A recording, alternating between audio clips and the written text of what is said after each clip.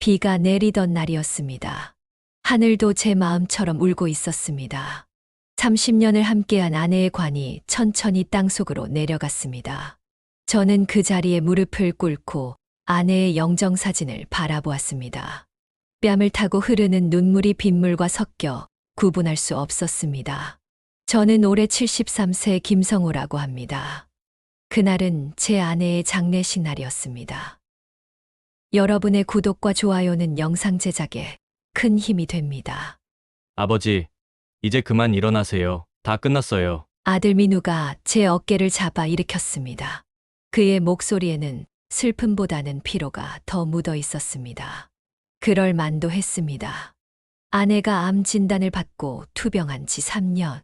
그 시간 동안 아들 내외는 병원비 부담을 함께 나누었고, 저 역시 은퇴 후 모아둔 적금을 모두 털었습니다. 아버님, 이제 저희 집으로 가시죠. 짐은 내일 가지러 오고요. 며느리 지영의 말에 고개를 끄덕였습니다. 아내가 세상을 떠난 후 처음으로 집에 혼자 있는 것이 두려웠습니다. 아들 부부의 배려가 고마웠습니다. 적어도 그때까지는 그렇게 생각했습니다. 아들 부부의 아파트는 강남 한복판에 있었습니다. 아들이 대기업에 다니며 승승장구하던 시절에 샀다고 했습니다. 집 안으로 들어서자 손녀 서연이가 달려와 안겼습니다. 할아버지, 할머니는요? 6살 손녀는 할머니가 하늘나라로 갔다는 것을 아직 이해하지 못했습니다. 제 눈에 다시 눈물이 고였습니다. 식사하세요, 아버님. 며느리가 식탁에 음식들을 올려놓았습니다. 하지만 아무것도 넘어가지 않았습니다. 아들이 술을 따라 주었고 저는 그것만 마셨습니다. 이제 어떻게 하실 거예요, 아버지? 아들이 조심스럽게 물었습니다. 글쎄다. 아직 정신이 없구나. 여기서 저희랑 같이 사시는 건 어때요? 방도 남아있고요. 말을 끝내기도 전에 며느리의 표정이 굳어졌습니다. 아들은 그것을 보고 말을 흐렸습니다. 아니, 그건 나중에 천천히 생각해 보도록 하세요. 그날 밤 저는 손님 방에서 잠을 청했지만 잠이 오지 않았습니다. 아내의 얼굴이 자꾸 떠올랐습니다. 새벽녘에야 겨우 잠이 들었는데 문 밖에서 들려오는 아들 부부의 말다툼 소리에 잠에서 깼습니다. 미쳤어? 아버님을 모시고 산다고? 당신 어머님 간병하느라 우리가 얼마나 힘들었는데. 아버지 연세도 있고 한데 어떻게 혼자 사시게 해? 당신 아버님 재산 있잖아. 집도 있고 연금도 나오고. 우리가 왜 모셔야 해? 여보, 목소리 낮춰 아버지 들으실라. 들으면 어때? 당신이 이렇게 우유부단해서 우리 가정 경제가 이 모양인 거야. 빚더미에 앉아서도 체면 차리느라 으이그. 저는 숨을 죽이고 그들의 대화를 들었습니다. 아내가 병원비로 제 적금을 모두 쓴 것은 알고 있었지만 아들의 경제 사정이 어렵다는 것은 몰랐습니다. 이제야 이해가 되었습니다. 병원에서 아들이 항상 신용카드 결제에 실패해 당황하던 모습들이. 다음 날 아침 식탁에 모인 우리는 어색한 침묵 속에 있었습니다. 며느리는 담담하게 말했습니다. 아버님, 할 말이 있어요. 며느리가 먼저 입을 열었습니다. 죄송하지만 저희가 아버님을 모시기는 어려울 것 같아요. 집도 작고 서연이도 있고. 아들은 고개를 숙인 채 말이 없었습니다. 괜찮다. 내 집이 있으니 그 문제는 걱정하지 마라. 아들이 머뭇거리다 말했습니다. 그게 사실 아버지 집이 경매에 넘어갔어요. 아들의 말에 저는 충격을 받았습니다. 뭐라고?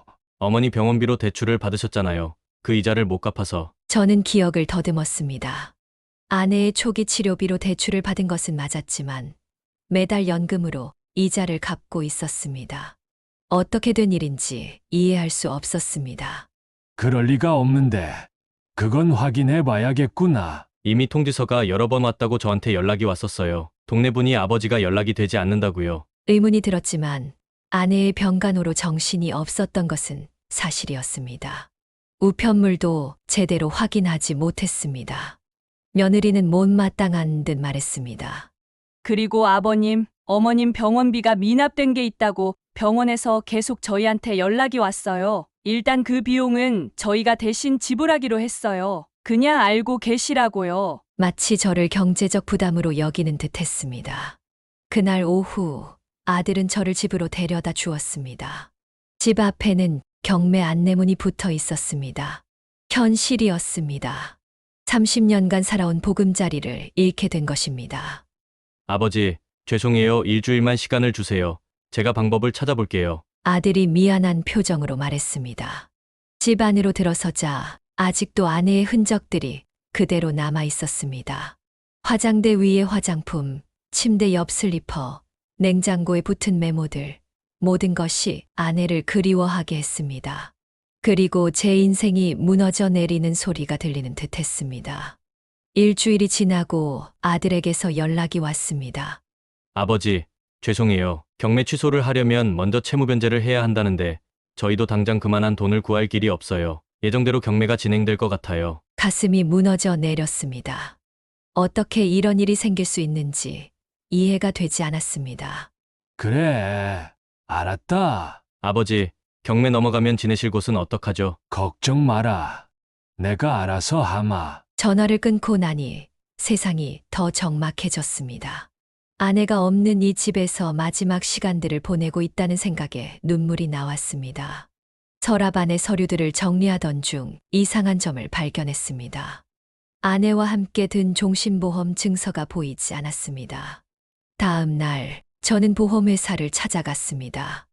김성호 고객님, 어르신께서 가입하신 보험금은 이미 지급 완료된 걸로 나오는데요. 직원의 말에 저는 혼란스러웠습니다. 뭐라고요? 언제요? 지난달 15일에 계좌로 입금 처리되었어요. 수익자가 따로 지정되어 있어서요. 수익자가 누구로 되어 있나요? 직원이 컴퓨터 화면을 확인하더니 대답했습니다. 김민우님으로 되어 있네요. 순간 머리가 멍해졌습니다. 아들이 제 허락 없이 보험금을 받았다는 사실이 믿기지 않았습니다. 그것도 아내가 세상을 떠나기 전에. 금액이 얼마였죠? 3억 원입니다. 숨이 막혔습니다. 3억. 그 돈이면 집 대출금을 갚고도 남을 액수였습니다. 아들은 왜 그 돈으로 집을 지키지 않았을까요? 은행으로 달려가 대출 내역을 확인했습니다. 놀랍게도 대출금은 원금 5천만 원의 연체이자 700만 원이 전부였습니다. 도대체 무슨 일이 벌어진 걸까요? 다시 아들에게 전화를 걸었지만 받지 않았습니다. 며느리에게도 전화했으나 마찬가지였습니다. 그날 밤 짐을 정리하는데 초인종이 울렸습니다. 문을 열자 옆집에 사는 박씨 할머니가 서 있었습니다. 이복의 김씨, 정말 집을 나가게 된 거야? 네, 그렇게 됐네요. 안 됐구먼. 자네 며느리가 그렇게 악랄할 줄은 몰랐지. 박씨 할머니의 말에 귀가 솔깃해졌습니다. 무슨 말씀이세요? 자네 처가 아픈 동안 며느리가 자주 왔었어. 언뜻 보니 집 문서랑 통장을 가지고 나가는 것 같더라고. 내가 이상해서 물어봤더니 자네가 치매 초기 증세라 더 늦기 전에 재산 관리가 필요해서 가져간다더군. 충격이었습니다. 제가 치매라니요? 아내 병간호로 힘들었던 건 사실이지만 치매는 말도 안 되는 소리였습니다. 그리고 얼마 전에는 부동산 중개인이랑 와서 집 구경시키기도 했어. 뭐라고요? 자네가 요양원 간다면서 집을 팔아 요양원비로 쓴다고 하더라고. 모든 것이 명확해졌습니다. 아들 내외가 제 재산을 노리고 계획적으로 움직였던 것입니다. 보험금, 집, 모든 것을 차지하려고 했던 것이죠. 그날 밤 잠을 이루지 못했습니다. 가슴이 찢어지는 배신감과 함께 분노가 끌어올랐습니다. 그러나 증거가 없었습니다. 모든 서류는 이미 아들 내외 손에 있었고 제 집은 경매에 넘어가게 되어 있었습니다. 다음 날 아침 마지막 결단을 내렸습니다. 친구 정노인에게 연락했습니다. 이보게, 나 좀 도와줄 수 있겠나? 갑자기 무슨 일 있는 겐가? 사정이 있어서 그러니 잠시 머물 곳이 필요한데 어떻게 안 되겠나? 상황을 간략히 설명했습니다. 정노인은 망설임 없이 도움을 주겠다고 했습니다. 당장 오시게. 우리 집 2층이 비어 있으니 당분간 거기서 지내도록 하시게. 정노인의 집은 서울 외곽에 있는 작은 다세대 주택이었습니다. 그가 운영하는 철물점 위층이었죠. 허름했지만 감사한 마음으로 받아들였습니다. 경매 당일 저는 멀리서 제 집을 바라보았습니다. 30년 동안 아내와 함께 가꾸어온 보금자리를 떠나보내는 심정은 말로 표현할 수 없었습니다. 하지만 이것이 끝이 아니라는 생각이 들었습니다. 반드시 진실을 밝히겠다고 다짐했습니다. 정 노인의 집 2층에 짐을 부었습니다. 방 하나, 작은 부엌, 화장실이 전부인 좁은 공간이었으나 이곳에서 새로 시작할 수 있다는 희망이 있었습니다. 상황이 이렇게 됐다고 너무 낙심하지 마시게. 세상에 못된 놈들도 있지만 좋은 사람들도 있지 않는가? 정 노인의 말에 고개를 끄덕였습니다. 당분간은 그의 철물점에서 일을 돕기로 했습니다. 비록 적은 월급이었지만 앞으로의 계획을 위한 돈이 필요했습니다. 철물점에서의 일은 생각보다 힘들었습니다. 무거운 물건들을 나르고 손님들을 응대하는 일이 쉽지 않았습니다. 그러나 이 일을 통해 다양한 사람들을 만났고 그 중에는 제 상황에 도움이 될 만한 사람들도 있었습니다. 어느 날 법률 서비스를 제공하는 김 변호사라는 사람이 철물점을 찾아왔습니다. 정 노인이 무심결에 그 변호사에게 제 이야기를 하게 되었고 변호사는 제 이야기에 관심을 보였습니다. 어르신, 말씀을 들어보니 증거만 있다면 법적으로 충분히 도움을 드릴 수 있을 것 같습니다. 도와주신다면 참으로 고맙겠소만.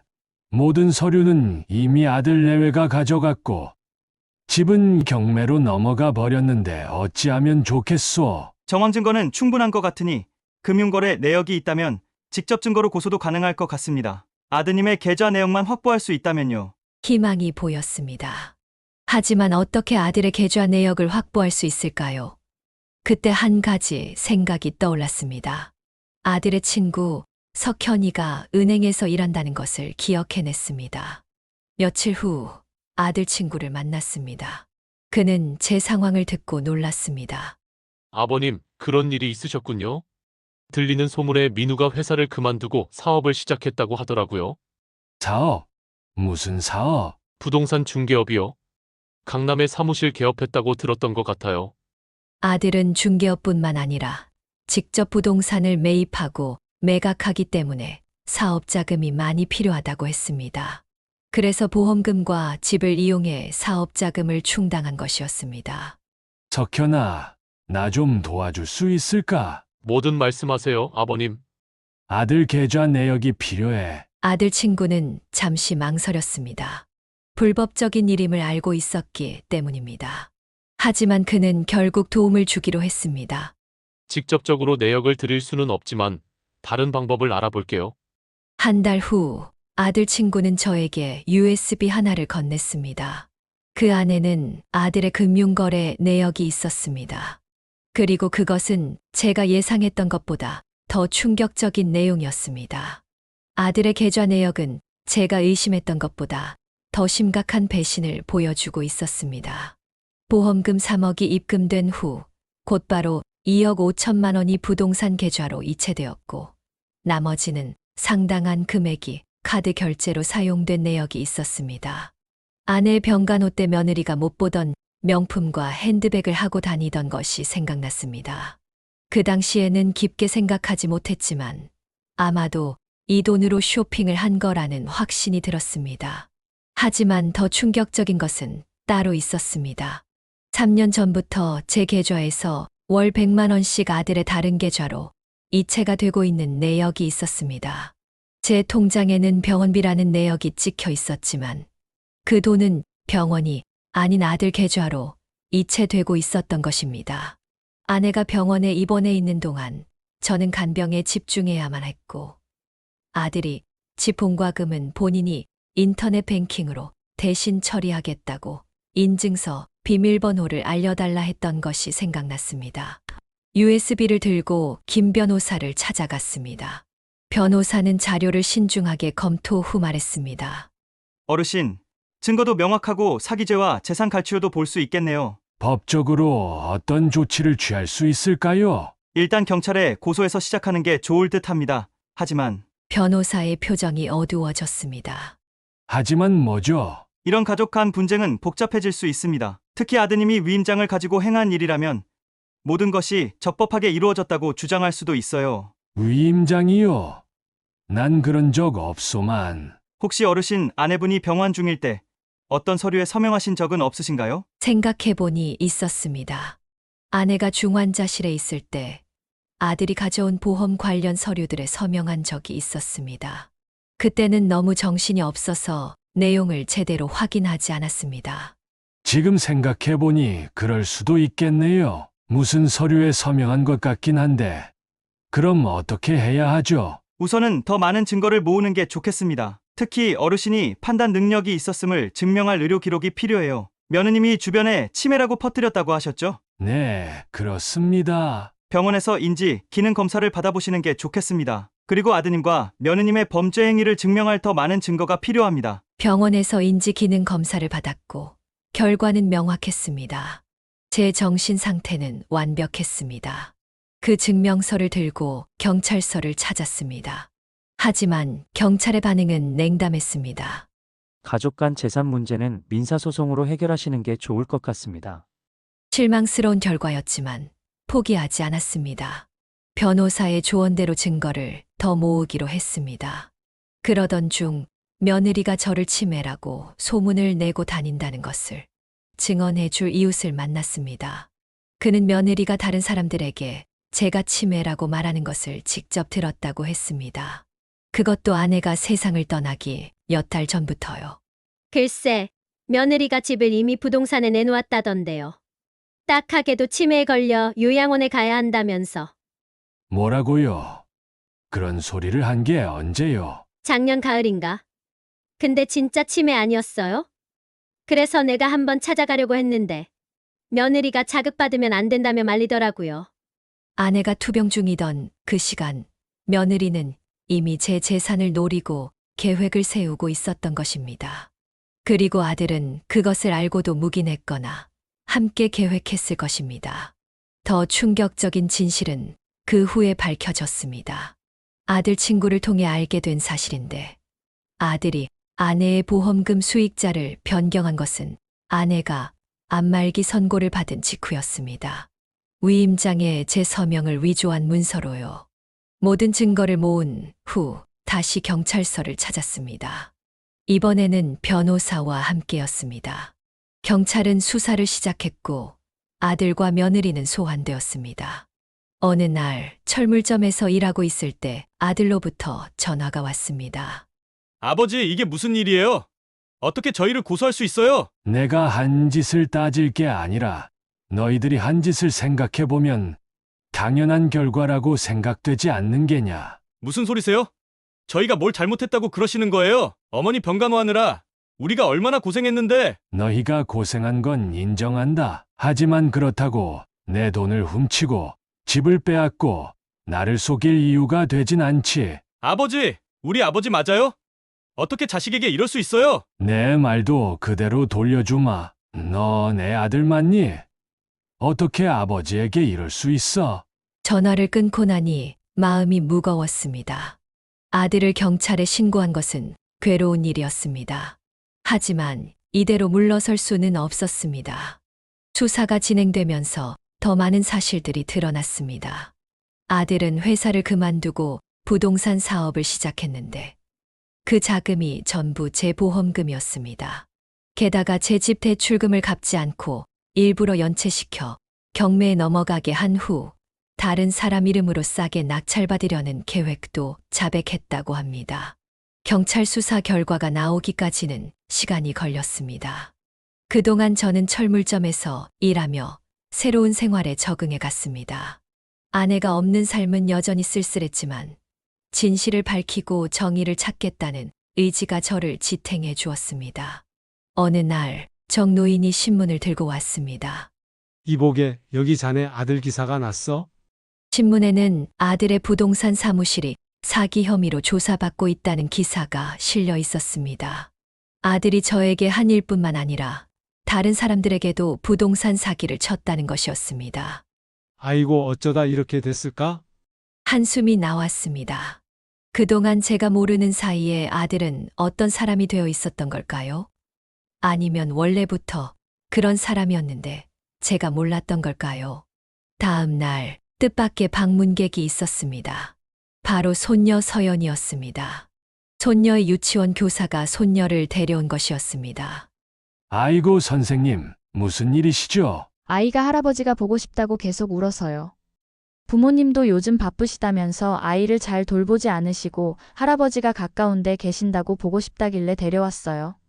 손녀를 꼭 안아주었습니다. 손녀의 순수한 눈빛이 제 가슴을 찔렀습니다. 이 아이에겐 잘못이 없는데 어른들의 싸움에 휘말리게 하고 싶지 않았습니다. 할아버지, 언제 우리 집에 와? 엄마가 할아버지, 이제 안 온다고 했어. 그랬니? 할아버지가 지금 좀 바빠서 자주 못 가는데 나중에 바쁜 일 끝나면 이 할애비하고 놀러 가자꾸나. 손녀를 돌려보낸 후 마음이 더 무거워졌습니다. 아들 내외의 잘못을 밝히는 것은 필요한 일이지만 그로 인해 손녀까지 상처받게 하고 싶지 않았습니다. 그날 밤 변호사에게서 연락이 왔습니다. 어르신, 중요한 소식이 있습니다. 아드님 부부가 해외로 도주 계획을 세우고 있다는 제보가 들어왔습니다. 뭐라고요? 어떻게 알게 된 거죠? 경찰에 제보가 들어왔답니다. 내일 새벽 비행기로 출국할 예정이라고 해요. 심장이 빠르게 뛰었습니다. 그들이 도망친다면 제 정의는 영원히 이루어지지 않을지도 모릅니다. 어떻게 해야 하죠? 경찰이 이미 출국 금지 조치를 취했습니다만 확실히 하기 위해 공항에 함께 가보는 게 어떨까요? 다음 날 새벽 변호사와 함께 공항으로 향했습니다. 멀리서 아들과 며느리 그리고 손녀가 보였습니다. 그들은 출국장으로 향하고 있었습니다.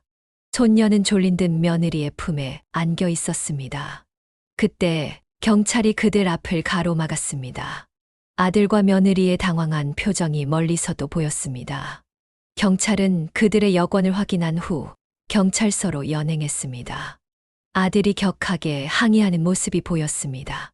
그때 며느리가 주변을 둘러보다가 저와 눈이 마주쳤습니다.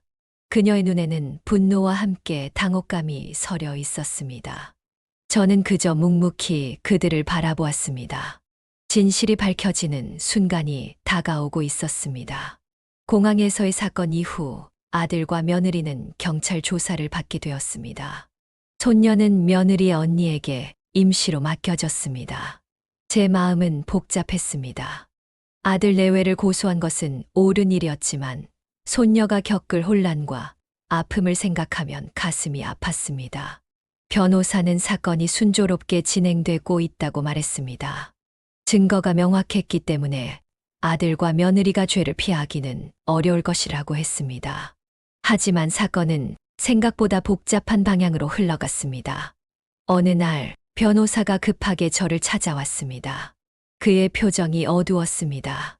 어르신, 큰 문제가 생겼습니다. 무슨 일이죠? 아드님 측에서 새로운 주장을 펼치고 있습니다. 어르신이 치매가 맞고 그 때문에 위험한 행동을 많이 했다는 거예요. 그래서 재산 관리를 대신한 것뿐이라고 주장하고 있습니다. 말도 안 돼요. 난 병원에서 인지 기능 검사를 받았고 아무 문제가 없다는 증명서도 있지 않습니까? 문제는 그들이 1년 전 어르신이 받았다는 다른 의료 기록을 제출했다는 겁니다. 초기 치매 진단이 있었다고 해요. 충격이었습니다. 저는 그런 검사를 받은 적이 없었습니다. 아내의 병간호로 병원에 자주 갔던 것은 사실이지만 제가 진료를 받은 적은 없었습니다. 그건 거짓말이에요. 난 그런 진단을 받은 적이 없어요. 저도 그렇게 생각하는데요. 그쪽에서 제출한 서류가 조작된 서류가 아닐까 의심이 듭니다. 공식적으로 증거 채택이 된 건 아니니까 신빙성을 더 조사해봐야 할 것 같습니다. 아들이 의사와 결탁해 가짜 진단서를 만든 것일까요? 아니면 제가 정말 기억하지 못하는 것일까요? 잠시 혼란스러웠지만 곧 정신을 차렸습니다. 아내가 투병하는 동안 제가 어떻게 지냈는지는 분명히 기억하고 있었습니다. 변호사님, 그 진단서가 어느 병원에서 나온 거죠? 세브란스 병원이라고 되어 있네요. 아내는 국립암센터에서 치료받았어요. 저는 세브란스에 간 적이 없어요. 변호사의 눈이 반짝였습니다. 그럼 확인해 볼 수 있겠네요. 병원 방문 기록을 조회해 보겠습니다. 다음 날 변호사가 기쁜 소식을 가져왔습니다. 세브란스 병원에는 제 이름으로 된 방문 기록이 없었습니다. 가짜 진단서가 분명했습니다. 이제 우리가 반격할 수 있습니다. 공문서 위조죄를 추가로 고발하겠습니다. 하지만 아들 측은 멈추지 않았습니다. 이번에는 제가 아내를 학대했다는 주장을 펼치기 시작했습니다. 아내의 투병 기간 동안 제가 제대로 돌보지 않았고, 때로는 폭력적이었다는 터무니없는 주장이었습니다. 그들은 이웃들의 증언까지 준비해 놓았습니다. 물론 저와 동떨어져 살던 이웃들이었고, 아마도 그들에게 돈을 주고 거짓 증언을 산 것 같았습니다. 아들 내외에게는 분노가 치밀었지만 변호사는 냉정하게 대응하라고 조언했습니다. 어르신, 그들이 이렇게까지 나오는 건 그만큼 절박하다는 뜻입니다. 우리는 증거로 이기면 됩니다. 아내를 간호했던 간호사들과 의사들에게 연락했습니다. 다행히 그들은 제가 아내를 얼마나 헌신적으로 돌봤는지 증언해 줄 의향이 있었습니다. 특히 주치의 선생님은 제가 병원에서 아내 곁을 한순간도 떠나지 않았다고 말해 주었습니다. 어르신은 환자 보호자 중에서도 모범적이었습니다. 오히려 너무 자신을 돌보지 않아 걱정될 정도였죠. 이런 증언들을 모으는 동안 더 충격적인 사실이 밝혀졌습니다. 아들의 계좌를 더 자세히 조사한 결과 아내의 병원비로 청구된 금액의 상당 부분이 지불된 금액과 맞지 않았다는 것이 밝혀졌습니다. 아들은 보험이 적용되지 않는 실비 치료와 투약을 나와 상의도 없이 제외하고 치료비 명목으로 돈을 빼돌린 것이었습니다. 그로 인해 아내는 필요한 치료를 다 받지 못했을 수도 있었던 것입니다. 이게 무슨 뜻인가요? 변호사의 표정이 심각해졌습니다. 최악의 경우 어르신의 아내분이 받았어야 할 치료를 받지 못해 상태가 악화되었을 가능성이 있습니다. 숨이 막혔습니다. 아들이 어머니의 치료비를 가로채서 자신의 욕심을 채웠다는 사실이 믿기지 않았습니다. 아내는 더 오래 살 수 있었을지도 모릅니다. 아니면 고통이 덜했을지도 모릅니다. 어떻게 이럴 수가 있지? 목소리가 떨렸습니다. 아내에 대한 그리움과 분노가 함께 치밀어 올랐습니다. 이 사실을 알게 된 후 경찰 수사가 더 본격화되었습니다. 아들과 며느리는 단순한 사기가 아닌 생명을 위협한 범죄 혐의까지 받게 되었습니다. 법원은 그들의 자산을 동결시켰고 손녀는 임시로 아동보호시설에 맡겨졌습니다. 제 마음은 더 무거워졌습니다. 손녀가 이런 상황에 처한 것이 안타까웠습니다. 변호사의 도움으로 손녀를 만날 수 있는 자격을 얻었고 주말마다 손녀를 찾아갔습니다. 할아버지, 엄마 아빠는 언제 와? 손녀의 질문에 가슴이 아팠습니다. 손녀에게 어떻게 설명해야 할지 몰랐습니다. 곧 올 거야.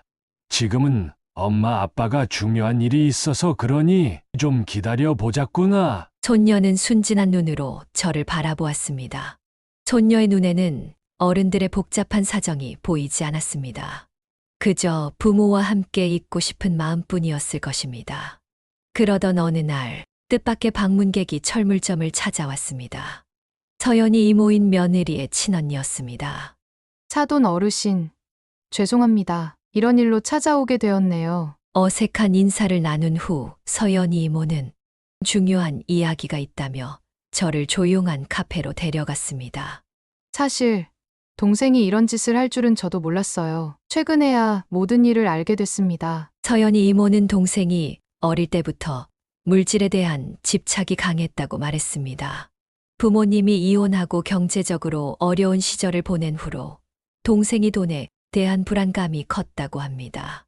제부를 만났을 때도 제부가 대기업에 다닌다는 이유로 결혼을 결정했어요. 하지만 제부가 회사에서 어려움을 겪기 시작하자 동생이 패닉 상태가 됐어요. 아들이 회사에서 성과를 내지 못해 승진해서 누락되고 결국 퇴사 압박을 받았다는 이야기였습니다. 그 시기가 바로 아내가 암 진단을 받은 때와 맞물렸습니다. 동생이 저에게 털어놨어요. 아버님 보험금으로 사업을 시작하고 싶다고요. 돈은 성공해서 갚으면 용서해 주실 거라고요. 처음에는 농담인 줄 알았는데 점점 진지해지더군요. 서연이 이모의 이야기는 충격적이었지만 많은 것을 설명해 주었습니다. 왜 갑자기 아들 내외의 태도가 변했는지, 왜 그들이 그런 극단적인 선택을 했는지 이해할 수 있었습니다. 사돈 어르신, 저는 동생의 행동을 옹호하는 게 아니에요. 그냥 왜 이런 일이 벌어졌는지 사돈 어르신이 알아야 한다고 생각했어요. 그리고 조카 서연이에 대해서도 말씀드리고 싶었어요. 서연이 이모는 손녀가 부모의 갑작스러운 부재로 많이 힘들어한다고 했습니다. 아동보호시설보다는 가족과 함께 있는 것이 좋을 것 같다며 자신이 조카를 돌보는 것에 대한 제 의견을 물었습니다. 복잡한 감정이 밀려왔습니다. 서연이는 제 손녀이고 이 모든 일에 죄가 없는 아이였습니다. 하지만 서연이 이모를 완전히 신뢰할 수 있을지 확신이 서지 않았습니다. 생각해 보도록 하지요. 손녀의 행복이 가장 중요하니까요. 서연이 이모와 헤어진 후 변호사에게 이 일에 대해 이야기했습니다. 변호사는 신중하게 상황을 이야기했습니다.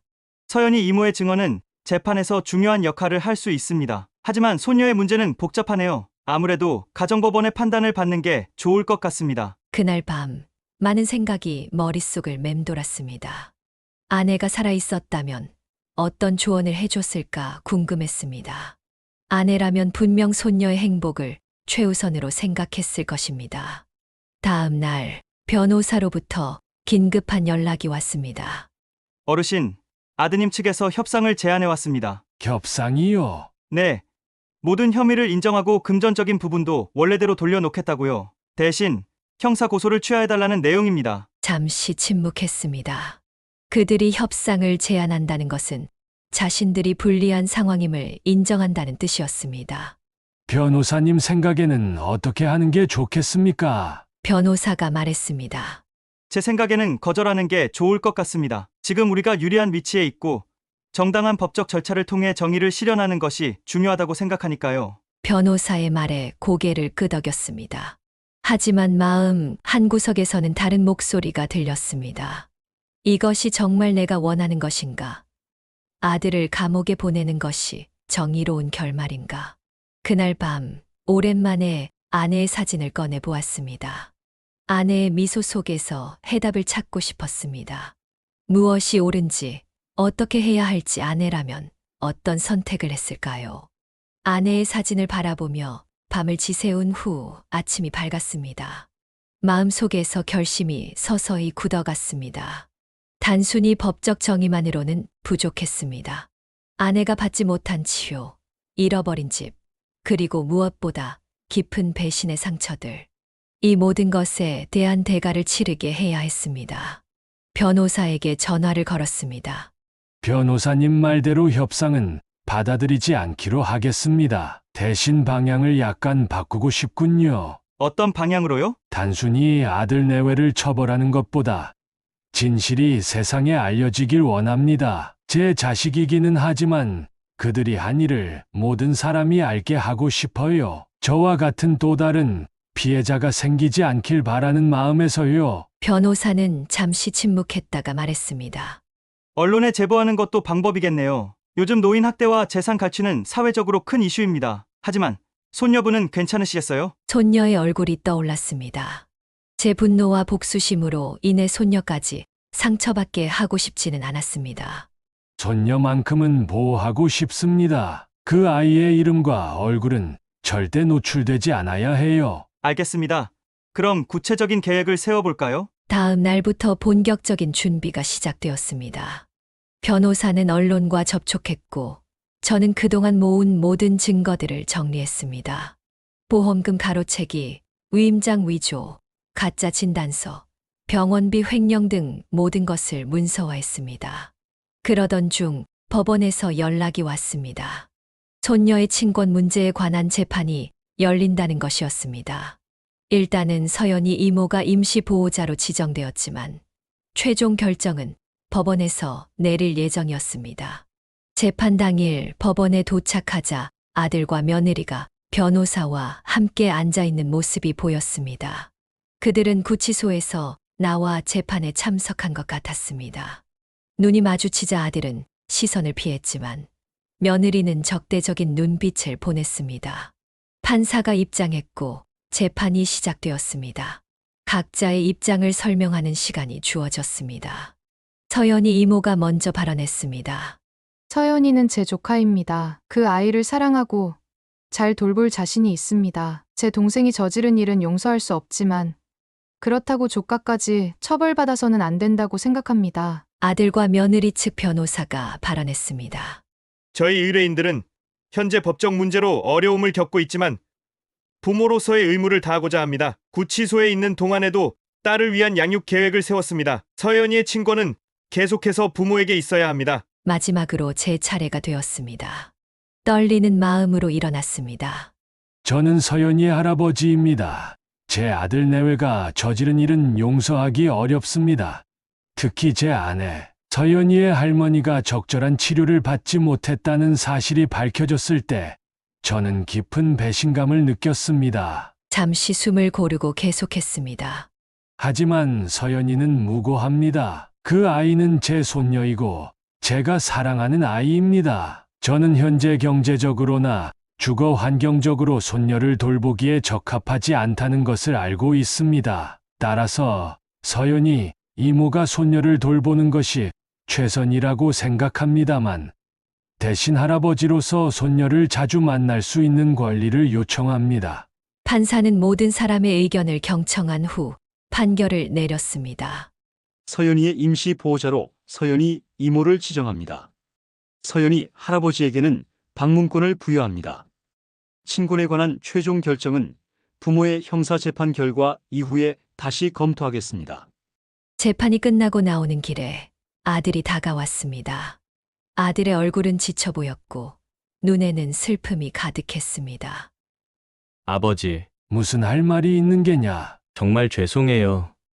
제가 죽일 놈이에요. 이제 와서 뭘 어쩌겠니? 이미 일어난 일이야. 법이 판결하고 형벌이 주어지면 죄값을 받도록 하거라. 아버지, 기회를 주세요. 제가 모든 것을 돌려드리겠습니다. 보험금도, 집도. 아들의 목소리에는 간절함이 묻어 있었습니다. 하지만 이미 너무 많은 것이 파괴되었습니다. 게다가 아들의 진심을 믿을 수 없었습니다. 내가 돌려줄 수 없는 것들이 있단다. 내 엄마의 고통, 내가 잃어버린 시간과 믿음, 이런 것들은 돈으로 해결될 수 없지 않겠니? 아들의 눈에 눈물이 고였습니다. 그래도 서연이만큼은. 서연이는 걱정하지 마라. 내가 할아버지로서 최선을 다할 테니. 아들은 더 말하지 못하고 그 자리에 서 있었습니다. 그때 교도관이 다가와 아들을 데려갔습니다. 뒷모습을 바라보는데 아들이지만 더 이상 예전의 아들 같지 않았습니다. 법원을 나와 변호사를 만났습니다. 준비는 다 됐습니다. 내일 아침 뉴스에 보도될 예정입니다. 모든 언론사에 제보했나요? 네, 주요 방송사와 신문사 모두에 자료를 보냈습니다. 특히 노인 학대 문제를 다루는 시사 프로그램에서 큰 관심을 보였습니다. 손녀에 관한 정보는 안심해도 되는 거겠죠? 물론입니다. 아이의 신원은 완전히 보호해달라 요청했습니다. 다음 날 아침 뉴스를 틀었습니다. 예상대로 저의 사연이 첫 번째 뉴스로 보도되었습니다. 화면에는 제 집 사진과 함께 아들과 며느리의 얼굴이 모자이크 처리되어 나왔습니다. 그들이 운영하던 부동산 사무실 간판도 보였습니다. 충격적인 것은 어머니가 받았어야 할 치료를 제대로 받지 못해 고통이 가중되었을 가능성이 높다는 점입니다. 의료진에 따르면 적절한 치료를 받았다면 삶의 질이 크게 향상되었을 것이라고 합니다. 보도는 이어졌고 여론은 빠르게 형성되었습니다. SNS에서는 관련 해시태그가 트렌드에 올랐고 많은 사람들이 분노와 지지의 메시지를 보냈습니다. 정노인이 다가와 어깨를 두드렸습니다. 됐구만. 이제 세상이 다 알게 됐어. 그래. 하지만 마음이 편하지만은 않구만 그래. 왜? 이게 자네가 원하던 거 아니었나? 원했지. 하지만 막상 일이 이렇게 되니 또 손녀가 걱정되는구만. 정노인은 이해한다는 듯 고개를 끄덕였습니다. 손녀는 머지않아 알게 될 게야. 할아버지가 왜 이런 일을 했는지 말일세. 그날 오후 서연이 이모로부터 전화가 왔습니다. 사돈 어르신, 뉴스 봤어요. 서연이는 아직 모르고 있어요. 학교에도 얘기해서 다른 아이들이 이야기하지 않도록 주의시켰고요. 고맙소. 신경 써줘서. 사돈 어르신, 사실 제가 전화한 이유는 또 있어요. 동생이 면회를 했으면 좋겠다고 연락이 왔어요. 놀랐습니다. 며느리가 저를 만나고 싶어 한다니 무슨 의도일까요? 무슨 용건인지는 알고 있나요? 그냥 중요한 이야기가 있다고만 했어요. 사돈 어르신이 원하시면 저도 같이 가겠습니다. 잠시 생각한 후 답했습니다. 그럽시다.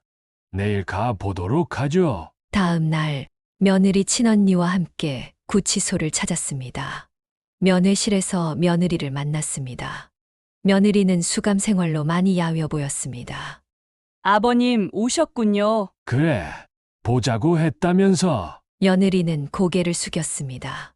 일단 모든 일에 대해 진심으로 사과드리고 싶어요. 사과는 필요 없다. 무슨 말을 하고 싶은 건지나 말해봐. 며느리는 깊게 한숨을 쉬었습니다. 사실 남편은 이 일에 크게 관여하지 않았어요. 모든 계획은 제가 세웠고 그런 저를 남편이 막지 못했을 뿐이에요. 서연이 이모는 옆에서 한숨을 쉬었습니다. 지영아, 이제 와서 그런 말이 무슨 소용이야? 언니, 나 정말 오빠는 살리고 싶어. 내가 다 했다고 할게. 내가 다 뒤집어 쓸게. 서연이 이모는 고개를 저었고 저는 묵묵히 며느리의 말을 들었습니다. 아버님, 제발 애아빠에 대한 고소만 취하해 주세요. 애아빠가 감옥에 있으면 서연이는 아빠 없이 자라야 해요. 저는 벌 받아 마땅하지만 애아빠는 그만해라! 제 목소리가 생각보다 크게 나왔습니다. 둘 다 똑같아. 아들놈이 내 말에 넘어간 것은 그만큼 그놈도 같은 생각을 하고 있었다는 얘기 아니겠냐. 부모를 배신하고 심지어 지 엄마 치료비까지 가로채는 호로 자식을 용서할 수 없다. 며느리의 눈에 눈물이 고였습니다. 그래도 한 번만 더 생각해 주세요. 서연이를 위해서요. 서연이는 걱정하지 마라. 서연이 이모가 잘 돌볼 거고 나도 할아버지로서 최선을 다할 테니. 면회를 마치고 나오는 길에 며느리 친언니가 물었습니다. 사돈 어르신, 그래도 제부는 그만 용서해줘도 되지 않을까요? 아들놈도 죄를 지었으니 죄값을 받아야 하지 않겠소. 이 얘기는 그만합시다. 그날 저녁 뉴스에서는 제 사연에 대한 후속 보도가 나왔습니다. 많은 사람들이 노인 학대 문제의 심각성을 인식하게 되었고 정부에서는 관련 대책을 마련하겠다는 발표까지 나왔습니다. 그러나 제 마음은 복잡했습니다. 아내가 없는 세상, 아들과도 영원히 갈라선 세상. 이것이 제가 원했던 결말일까요? 그날 밤 손녀에게 전화가 왔습니다. 서연이 이모가 전화를 건넨 것 같았습니다. 할아버지, 나 서연이야. 언제 보러 와? 그 순수한 목소리에 마음이 아팠습니다. 곧 가도록 하마. 그때까지 서연이도 이모 말 잘 듣고 착하게 지내야 한다. 응. 할아버지, 할머니는 하늘나라에 갔지? 엄마 아빠도 지금 멀리 갔어? 순간 말문이 막혔습니다. 손녀에게 어떻게 설명해야 할지 몰랐습니다. 그래, 지금은 멀리 있단다 하지만 걱정 말거라. 할아버지하고 이모가 항상 서연이 곁에 있잖니? 전화를 끊고 나니 문득 아내의 얼굴이 떠올랐습니다. 아내라면 지금 이 상황을 어떻게 바라볼까요? 복수보다는 화해를, 분노보다는 용서를 선택하지 않았을까요? 창밖을 바라보니 별이 유난히 밝게 빛나고 있었습니다. 마치 아내가 저에게 무언가를 말하려는 것 같았습니다. 법원의 판결이 내려진 날, 법정은 사람들로 가득 찼습니다. 판사가 입장하고 최종 판결이 시작되었습니다. 피고인 김민우, 한지영에게 다음과 같이 선고한다. 아들과 며느리는 각각 사기죄, 문서 위조죄, 횡령죄 등으로 징역 2년에 집행유예 3년을 선고받았습니다. 또한 제가 입은 재산상 손해와 정신적 피해에 대한 배상금도 지불해야 했습니다. 판결이 끝나고 밖으로 나오는데 많은 기자들이 제게 질문을 쏟아냈습니다. 판결에 만족하십니까? 아들 부부를 용서하실 계획이 있으신가요? 앞으로의 계획은 어떻게 되나요? 그때 아들이 기자들 앞으로 나섰습니다. 아들의 얼굴에는 진심 어린 후회의 빛이 서려 있었습니다. 저는 제가 저지른 잘못에 대해 깊이 반성하고 있습니다. 아버지, 그리고 어머니에게 용서받기 힘든 죄를 지었습니다. 하지만 앞으로 남은 평생 제 잘못을 조금이라도 갚기 위해 최선을 다하겠습니다. 아들은 공개적으로 사과했고 법원의 명령에 따라 제 보험금과 집 대출금, 그리고 추가 배상금까지 모두 지불하기로 했습니다. 또한 며느리와 함께 사회봉사 명령으로 봉사활동을 하며 반성의 시간을 갖게 되었습니다. 3개월 후 저는 되찾은 집으로 돌아왔습니다. 아내의 사진을 원래 자리에 두고 오랜만에 평온한 숨을 쉬었습니다. 법적 다툼은 끝났지만 가족의 회복은 이제 시작이었습니다. 손녀는 일주일에 2번씩 제 집에 놀러 왔고 점차 아들과 며느리도 함께 방문하기 시작했습니다. 처음에는 어색했지만 시간이 지나면서 조금씩 대화가 늘어갔습니다. 그들은 진심으로 반성하고 있었고 저 역시 분노보다는 화해를 선택했습니다. 아내가 원했을 방향이라고 생각했기 때문입니다. 어느 주말 아들이 조심스럽게 제안했습니다. 아버지, 저희가 근처로 이사 오면 어떨까요? 서연이도 할아버지와 더 자주 만날 수 있고. 제 마음은 여전히 경계심이 있었지만 손녀의 행복을 위해 점차 마음의 문을 열기 시작했습니다. 그래, 천천히 생각해보자. 진정한 복수는 파괴가 아니라 회복에 있었습니다. 그리고 통쾌한 정의는 단순히 법적 승리가 아니라 깨어진 가족의 상처를 치유하고 다시 시작하는 용기에 있었습니다. 아내의 사진을 바라보며 미소 지었습니다. 이제 아내도 편안히 쉴 수 있을 것입니다. 그리고 우리 가족은 비록 상처받았지만 그 상처를 딛고 다시 일어설 것입니다. 무료 버튼인 구독과 좋아요, 알림 설정 해주시면 더 좋은 이야기로 찾아뵙겠습니다.